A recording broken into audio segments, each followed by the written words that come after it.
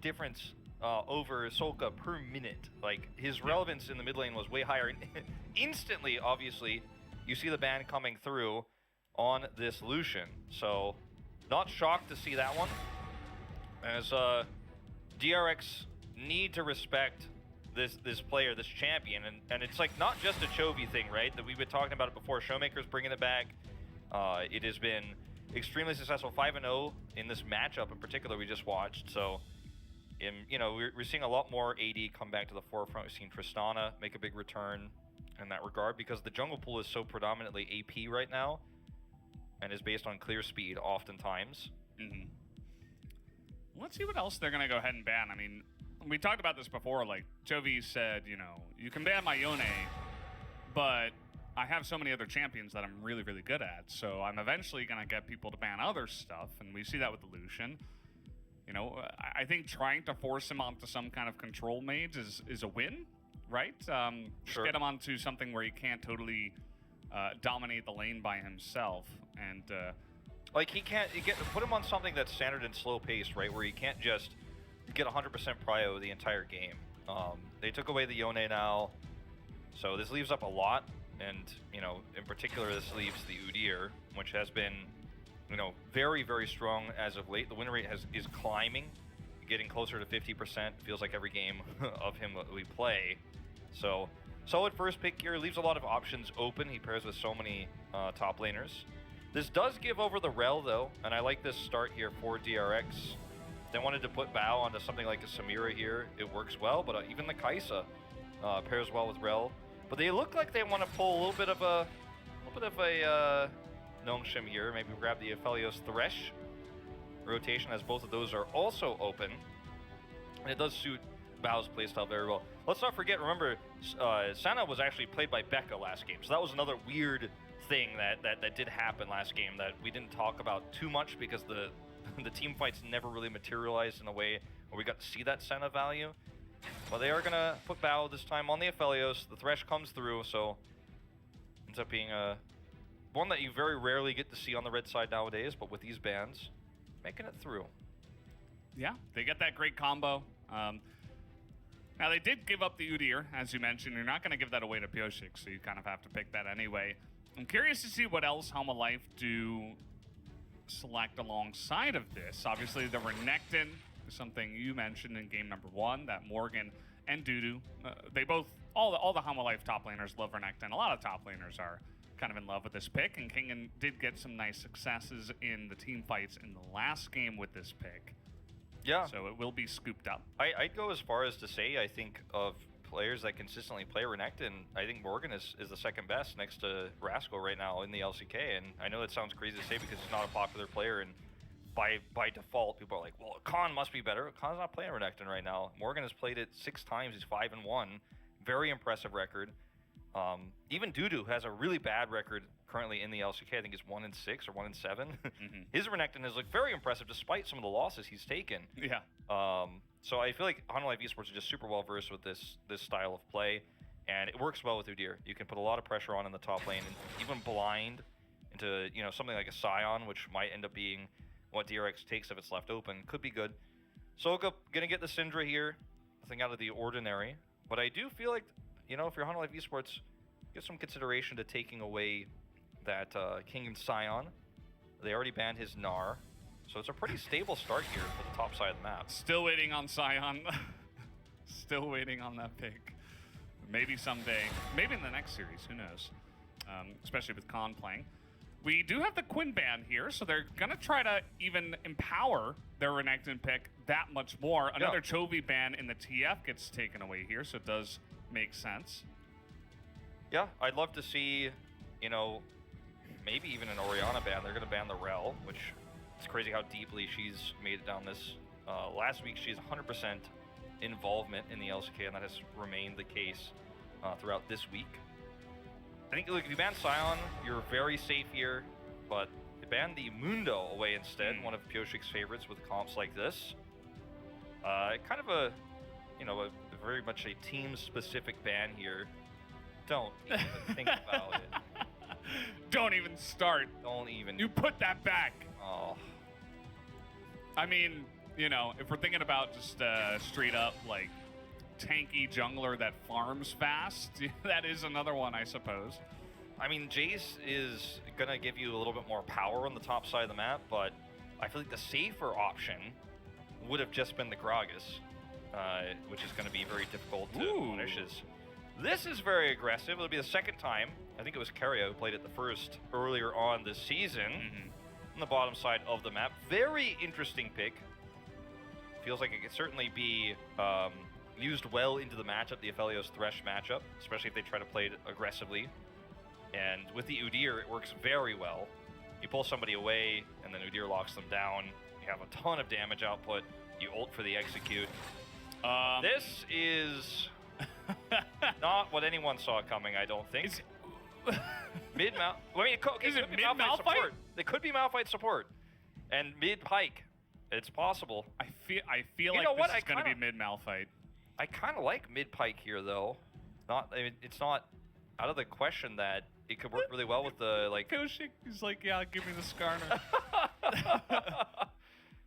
Okay, let's find out, because the Malphite is going to be strong at harassing in the bottom lane and has good all-in potential post-6, but the same is true in the mid lane. And, okay, wait. This could just actually be in the top lane to deal with the Jace. Okay, yeah, this also works. This makes a lot more sense because the Jace was picked into the Renekton matchup, but the Malphite actually is great into the Jace. So just Chovy going back onto the Renekton, and that's what you get when your players are able to flex some of these champs that aren't necessarily always flexed. So actually a really nice kind of 4D chess move from Hanwha Life. I mean, look, it was very nice into the Jace. It still works well with the Udyr pick. And now Johan has the ability to be extremely deadly and has high kill potential in both the top and bottom lanes. And he has such fast clear speed, so he can be relevant so hard in both of those lanes, that this becomes a really terrifying control of the map that Hanwha Life Esports have around the top side. And because the bottom side of the map with this Aphelios Thresh is going to be a matchup where very likely lane priority goes to Hanwha Life Esports, that means that Vista can also be roaming around and be frustrating to deal with in the mid lane.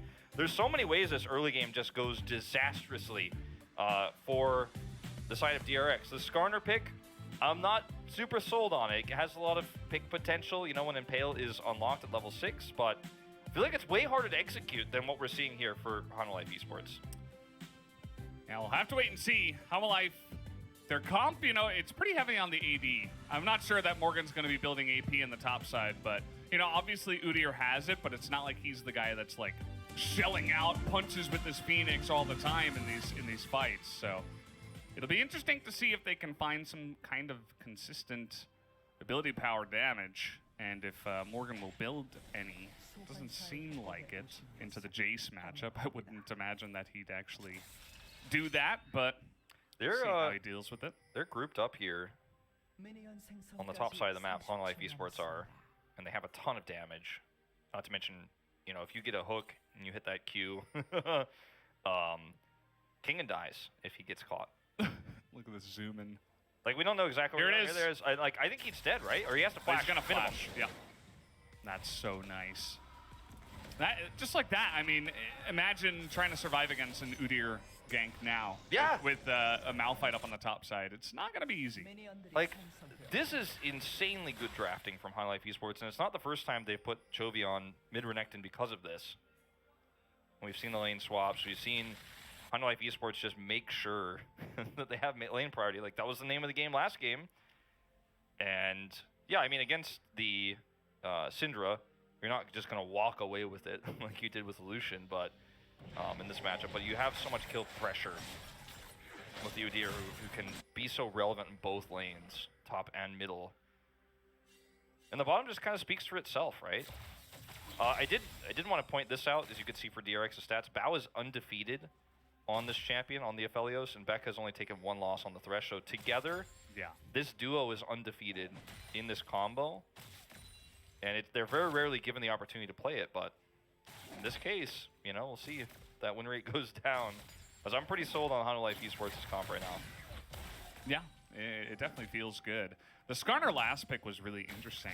I kind of like it because You look at the side of Hanwha, there's a lot of stuff that's just going to be running straight at you, as we do have a little bit of a skirmish down on the bottom side. Vista was looking for a hook, but countered by the Flay in that case. But you think about the Udyr that runs straight into DRX. You think about the Renekton that can run straight into the DRX. If the Impale is not used, even the Kai'Sa that gets in there, or a Pike. And if they get a little bit too close to the sun, there's a lot of damage and burst, especially on the side of DRX, that if anyone runs in and tries to, do the Udyr thing, you just immediately get impaled and burst down.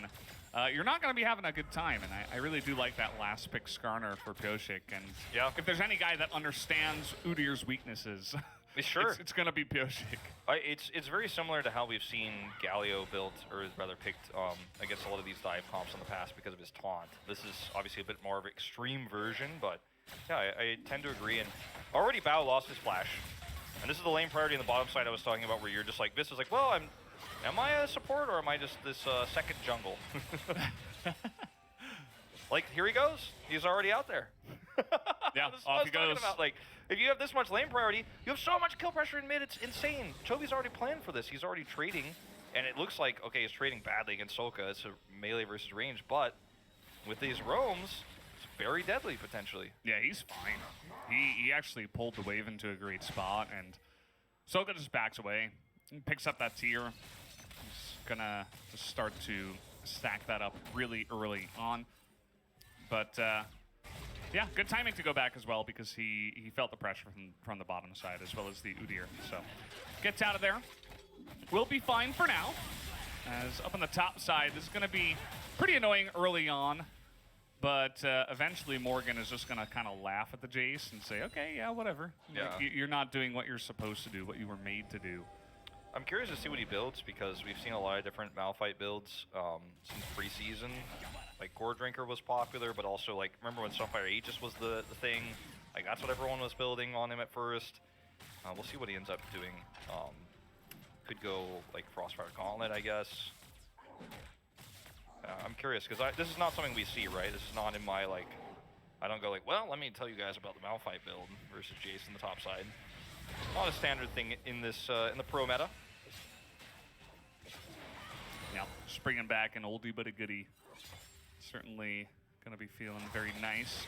Very curious about the mid lane matchup. Solka, obviously the Lucian versus Orianna was a little bit more difficult. Going to hold that thought. We have a bit of a 2-on-2. Johan's actually down a level, and they're going for Chovy. Look at how deep Pyosik is going. He's going to get that smite off for the extra health, but at this point, skirmishing with the Skarner, not the best. If you can land that stun with your E, you're going to like it, but you can see now they've actually split up Johan and Chovy, but they don't seem to really care, so just going to get out of there, disengage. It felt like a skill check from Hanwha Esports in a way of, like, can you handle this? And if Pyosik wasn't there at that exact time, like, he loses his farm. So it was very aggressive from Hanwha Esports, the end result. Oh boy. Bao has the lantern, but he doesn't have flash anymore. And look at Vista, just stands on it. First blood. See you as later. Easy as that. And look, this is the first time, for the first time in this game, they actually had the lane pushing. They had lane prior, they had control. And this is why you don't want to play aggressively like this, especially when you've lost your flash, as you pointed out. Bao lost it very early on. So that's a nice early lead here, going in for Deft. It's going to get them a Drake. And, we were talking about this mid kind of skirmish that we had around the red side Raptors, but ended up being insignificant at the end of the day and pulling the attention away for Pyosik. He's got 6 now, or he's going to have 6 very shortly, I should say. Pyosik will, so he can actually threaten kills and be a little bit more annoying, whereas Johan pre-6 is obviously going to be the one who has more lane presence, more kill potential. It's insane the pressure you can get going with the Pike. Just he has the movement speed that other hook champions don't. I mean, Blitzcrank has it, right? But you could just see how he's able to make this happen. Like, there's really no escape for Bao. Either he lanterns first or he just dies.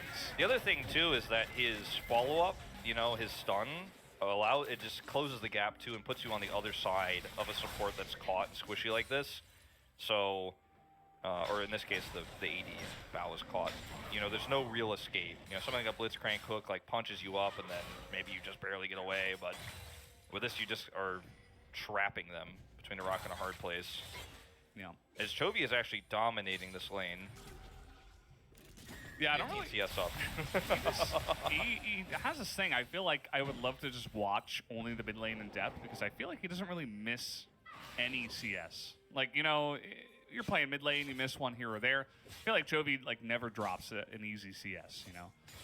He's always kind of got it under control. And of course, it is a bit easier when you're playing something like a Lucian, like a Renekton, but let's take a look at this now. Becca is going to have to flash away as the follow-up hook does come in from Becca, but Vista is going to get sniped here a little bit, but he should be totally fine. Doesn't even have to flash away from that one, so no biggie.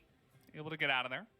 Yeah, they had mid prio, so they went for it, but there were so many minions that, that there were DRX was just not able to, or rather, Hanwha Esports had to back off.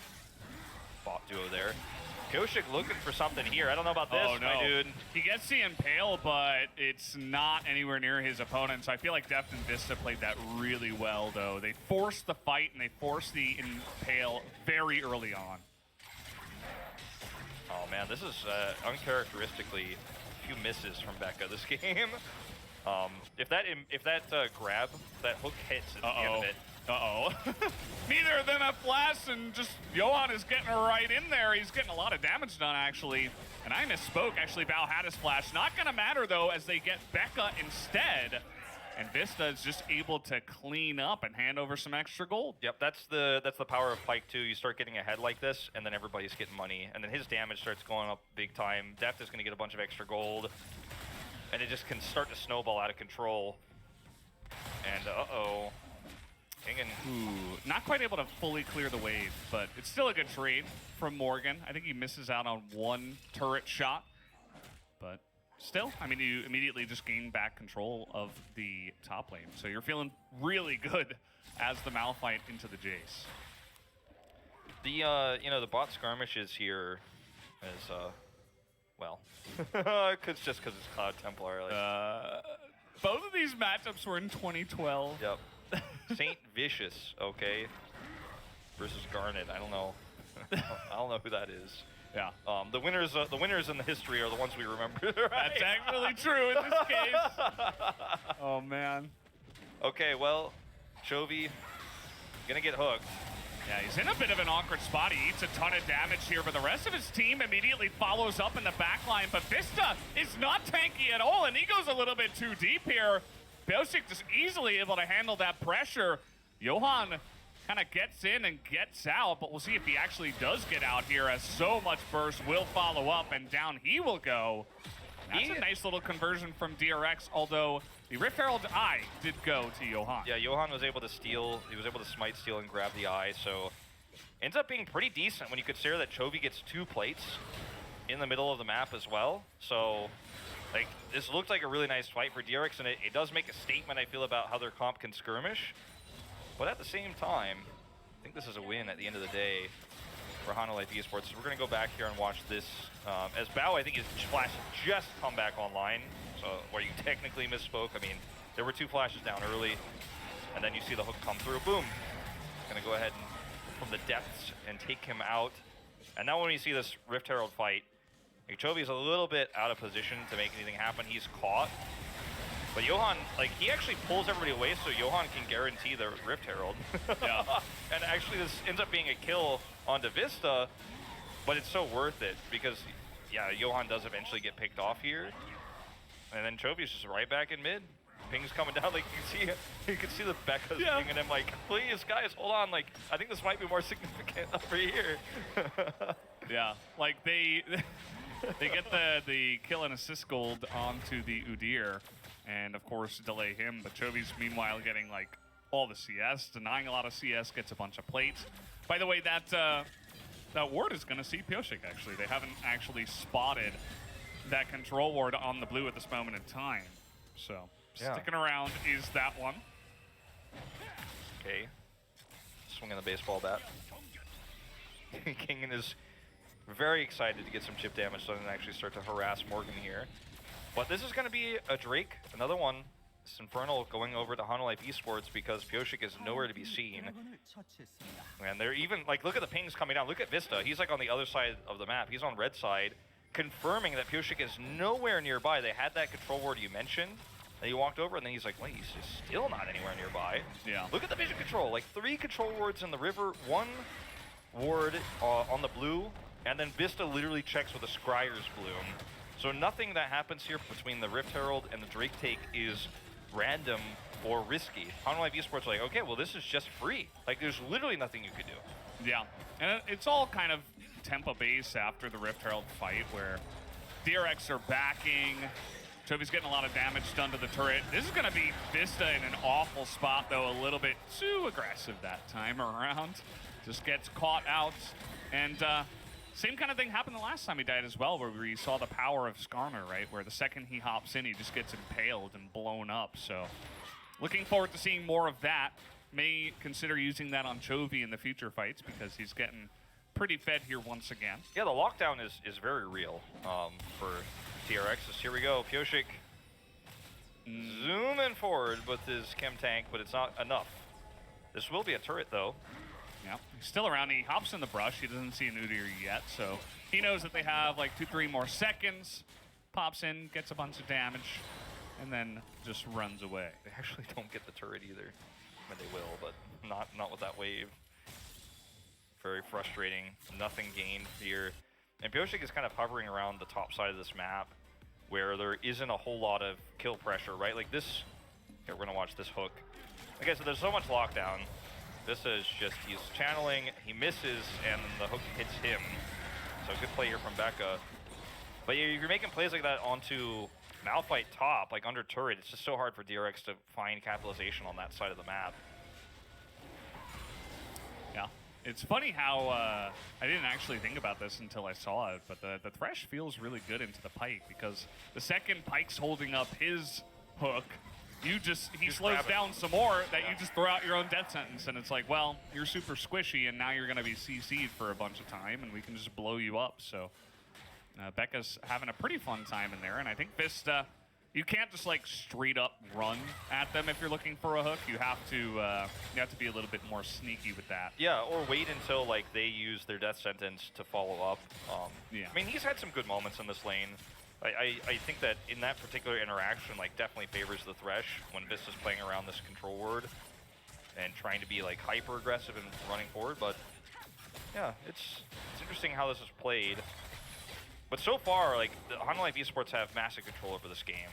The mid control that they have with this Renekton, so much kill pressure with Udyr and his ability to roam around. Like, if you compare what Johan's been able to accomplish versus what Pyosik's able to accomplish, it's night and day. It's good for DRX that Bao and Beckner are still doing pretty well in this bottom lane. And also after the Rift Herald fight, the Jace, he got 2 kills and he got his Eclipse immediately off of the back of that fight. And then from there on, the Malphite, it's been a while since he's been backed by any items. So he's really been struggling up on the top side, especially with Pyosik showing a lot of favor up there. So Kingen, once again, he's kind of in this wild card for DRX, and he's showing up big time this time around. Yeah, the Malphite weak side ends up functioning very similarly to, something like a Scion or a Mordekaiser, I guess in this case. It's really limiting what Pyosik can do, what his kill potential is on the top side while that turret's up. It's dead now, though, and he is significantly behind, like you said, in terms of items. He's 35 CS down. But, he still has really strong engage in upcoming team fights. He is still going to be relevant. Like a Scion, right? He has really hard engage to set up for knockups, but let's see how this ends up panning out because well, you'll have to try. You'll have to see the try. Let's see how these team fights end up panning out because I feel like in the later parts of the game, I do really like what DRX have to offer. They have a lot of poke. They have a lot of consistent damage with the Aphelios. They've got CC and lockdown between the hooks, Scatter the Weak, right? Skarner Impale. So, if Hanwha Esports get this 3rd Drake in a row, I think those fights become a lot harder to take later on. But if DRX can turn this game around right here, like this could be a huge turning point. This fight right now, yeah, if they could take it. Just like game number 1, these Mountain Drakes, in this case, are going to be really awesome for both sides, actually. Yeah. So Hanwha Life, especially, they want to get on top of this. You know, they have a lot of guys that are going to be just naturally building tanky, especially on the top side of the map. Oh. That was a really cute angle from Vista. You wouldn't always expect the Pike to be up there. But Hanwha Life are putting a ton of pressure onto this Drake. They really want to take it down. Rift Herald's in mid, so that's going to pull Soka away. Teleport coming through here very late. Morgan's got a pretty nice angle.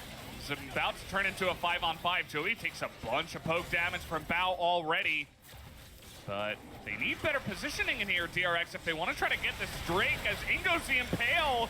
But there's no damage follow-up, as in the backline, there's just so much work being done by Morgan, as Kinga just gets dunked on the top side of this fight by Hanwha Life, and they're able to pull off a big kill, as now Soka over the top. That's a nice hook onto Bao. It's a big slow. That comes in with that one, and now they're going in. Do they have the damage to find the Aphelios? Yes, they do, as Johan will be on cleanup duty. And the Drake didn't go down yet, but it's going to be Hanwha Life at the end of the fight. They aren't going to get the local goal, but also the inner turret in mid lane went down because Soka had to teleport in before the Rift Herald was taken out. So they actually lose a turret as well in this. You can see it on the mini-map right now. Now, a lot of this fight is based on Morgan, right? Pioshik is trying to do his own thing, but the hard engage comes through from Morgan on the bottom side of the fight, where he is outnumbered. But because he is pulling away all the damage of DRX, the top side of the fight goes swimmingly for Hanwha Life Esports. He gives his life for this latter part of the fight to go so well. And Def does end up getting picked in this exchange. I thought this was super well handled by Hanwha Life Esports. And their macro control of how they did this with the Rift Herald was super, super impressive. Yeah, that's... It's always the really annoying move when you have to deal with that second Rift Herald, and it's like, well... You know, it's not going to get plates, but it's still going to get so much value, and we have to fight over this Mountain Drake. And this just puts Hanwha Life in such a fantastic spot. I mean, they already have the one Infernal Drake. They have Mountain Soul Point now on top of the Mountain Drake, which is already really awesome for the top side of the map, as I mentioned before. It's going to give them so much sticking power against the huge burst damage that DRX have. Yeah, and the like if you look at the turrets in the mid lane, like they got 2 turrets. And Chovy's turret just got touched for the first time. Like, it was actually just damaged for the first time. Like, this is just Chovy winning lanes so hard and actually having so much mid-prio and so much control over this lane opens up both objectives and allows you to have better control, right? You talked about the positional issues DRX had going into that Drake fight, and a lot of that comes from the mid-control. So, I mean, this is not even, again, a matchup that you necessarily expect to crush. It's not the same as Illusion versus a Syndra, Illusion versus Orianna, but Chovy's found so much success here that it makes these objective fights difficult to take. And just because DRX loses this third Drake doesn't mean they don't ever get that turning point I was talking about. But I really felt like this was a moment where DRX could grab control over the game. And instead, it feels like Hanwha Life Esports have just solidified their position more. Yeah. And you take a look at the items that Hanwha Life are building. It's just straight armor, right? We have the Merc Treads on the Udyr and the Renekton. That makes sense, right? You're going into Skarner or Syndra. You want to make sure that you can survive a bit, and they build that. But immediately after that, it's full-on armor. They're going against lethality, as we do have a bit of a fight down on the bottom side. As Vista, does he already have a QSS? So he was just able to get out of that. No, okay. He didn't actually use the Impale. Okay. He went for the E-stun and then didn't follow up because he got scared, I think. And he did QSS the E-stun. Yeah. So yeah. He has purchased that item very early on, and I do like that idea. Yeah, no, I mean, especially with how aggressively and how forward he has to play in this game, it's an insanely good pickup. Look at the vision control here once again for Hanwha Life Esports around these objectives. Look at mid, like, they have there's so much mid-wave pressure here in the middle that DRX have to show themselves. They're getting caught by a Scryer's Bloom here even as well. And like right now, if your DRX are like, oh, are they doing Baron? I have no idea. There's nothing we can know here. I think it would be pretty ridiculous if Hanwha Life were trying to start that right now. But now they're kind of caught between a rock and a hard place. Ooh, DRX really committing to taking out this turret, but they may have just gotten themselves in a really awkward spot. This is just all over the place right now. Soka just dies for nothing on the left side. And take a look at the top side. Bao also gets caught out. And this fight was just way too all over the place for DRX. Hanwha Life pounce on them. And yes, Pyosik and Kingen will survive, but the two carries, the two guys, they need to do something in any of these team fights, immediately go down. I mean, this is a lose-lose situation for DRX. Like, you know, it's unreasonable to push the turret because if they're not doing Baron, then you die. You get caught, you lose out big time. Pyosik is like trying his best to shield and run away. No. He actually is going to get out, looks like. He's got the turret up here because that top matchup is so in favor of Kingen, but like, watch this situation. Like, okay, they didn't do Baron. They had vision on Baron. So, like, where did you think they were going to be? They actually do have a ward on Baron right now, DRX do. I didn't think they did. Looking at the replay, they did. Are you really going to push for a turret for this? Like, how do you win this fight ever? I mean, you catch Johan on the side, like, Pyosik's way over on the left side because they're like, well, maybe we can collapse on anyone who's trying to catch us on the bottom side of the map. But, like, I don't even have to break this fight down. It's just a straight-up collapse. Yeah. And it wasn't even perfectly played either. Like, Chovy uses Dominus too early. He's blocked out by Becca. Can't even get on the backline. But Soka dies. It's a positional issue. Like, I mean, I thought I could have given DRX the benefit of the doubt in terms of like, okay, if they thought they were doing Baron, maybe we trade something for that. Like, it's lose-lose. We got to commit to something. But they had vision that they weren't doing Baron. So the only thing they didn't know was exactly how fast Hanwha Life could rotate, and guess what? Yeah. It also highlights the insane power of Kai'Sa's kit. The fact that she can just totally reposition in that case. As, here we go, everybody tries to flash away from that one. 3 flashes were used. And yes, they get away from the Malphite, but it doesn't look like they'll get away from anything else. Bao is desperately trying to carry this one, but he just cannot at this point in time. It's a bit too far gone.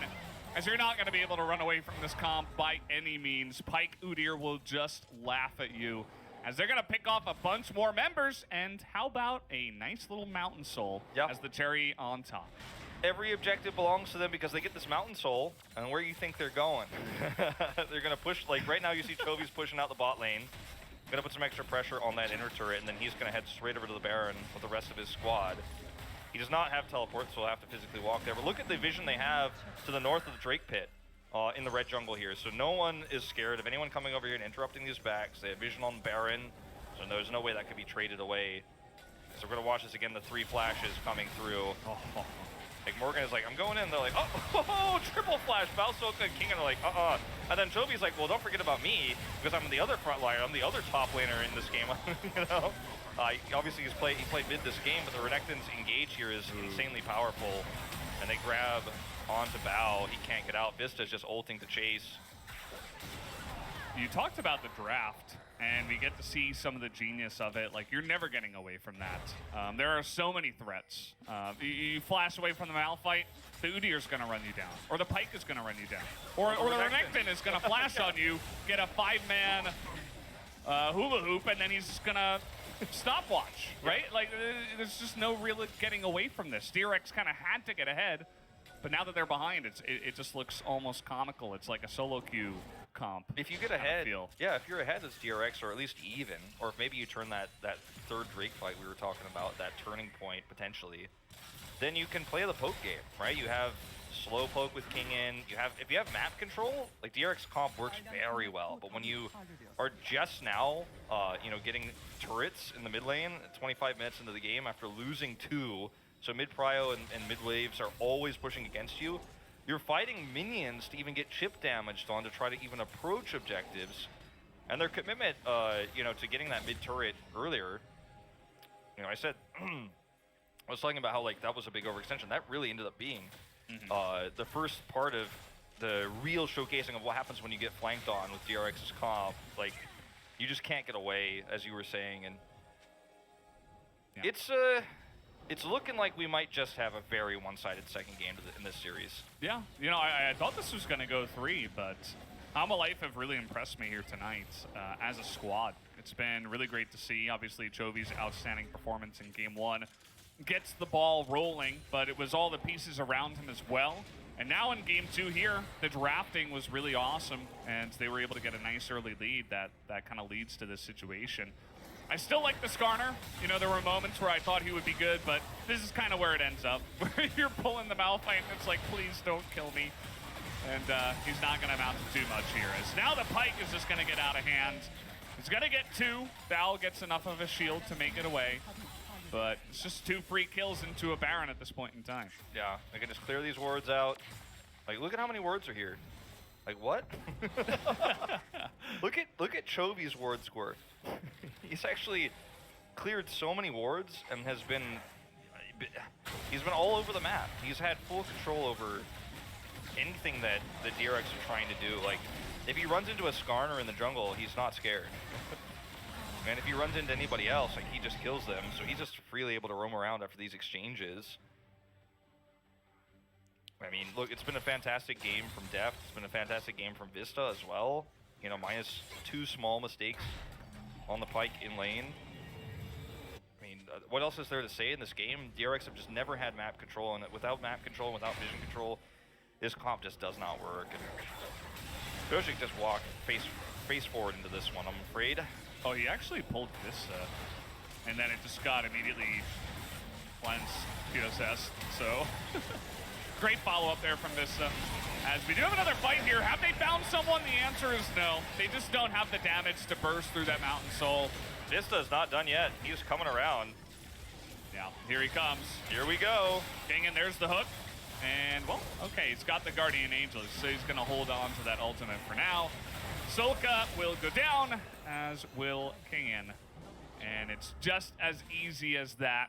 They line him up, they knock him down, and HLE Life, with the Baron, will be looking to push this bottom lane and even potentially end the game at this point. Yeah. I mean, what do you do to stop this? Like, this? I mean, yes. He's got nothing. He's going to have to back home. He doesn't have his Impale. It's a cute idea. I don't think he's going to have it before, like, it's even relevant here in this game. Lol Esports just take this out. Solka's not here for the stun. They have this Baron wave. Oh, goodbye. Boy. Yeah, 2 knockups immediately.